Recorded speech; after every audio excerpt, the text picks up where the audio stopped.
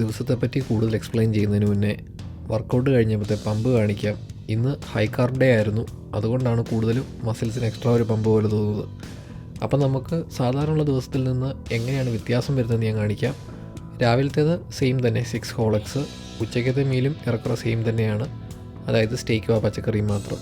പക്ഷേ ചേഞ്ച് വരുന്നതെന്ന് പറഞ്ഞു കഴിഞ്ഞാൽ കാർബായിട്ട് നമ്മൾ വർക്കൗട്ടിന് മുന്നേയും വർക്കൗട്ട് കഴിഞ്ഞും 300 grams ഓഫ് പൊട്ടാറ്റോസ് ആഡ് ചെയ്യുന്നുണ്ട്. അതുപോലെ തന്നെ മൈങ്കോസ് 150 ഗ്രാമിന് പകരം 250 ഗ്രാമാണ് കഴിക്കുന്നത്.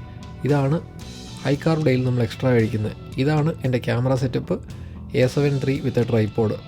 വർക്കൗട്ട്സ് ഏറെക്കുറെ ഞാൻ ചെയ്യുന്ന സെയിം രീതിയിൽ തന്നെ ഫോളോ ചെയ്തെങ്കിലും മിക്കതും തന്നെ ഫിലിം ചെയ്യാൻ പറ്റിയിട്ടില്ല. അതുകൊണ്ട് ഞാൻ ഫുള്ളും എക്സ്പ്ലെയിൻ ചെയ്യുന്നില്ല. ഇവിടെ ഇപ്പോൾ നമ്മൾ ചെയ്തത് പുൾ ഡൗൺ, അതിൻ്റെ കൂടുതൽ നമ്മൾ ആർക്ക് പ്രസ് ചെയ്തു. ഇതിപ്പോൾ നിങ്ങൾ കണ്ടത് ലോ കേബിൾ റോ ഉണ്ടായിരുന്നു, ഷ്രക്സ് ഉണ്ടായിരുന്നു, ഇപ്പം റിയറിൻ്റെ ഫ്ലൈസ് ഉണ്ട്.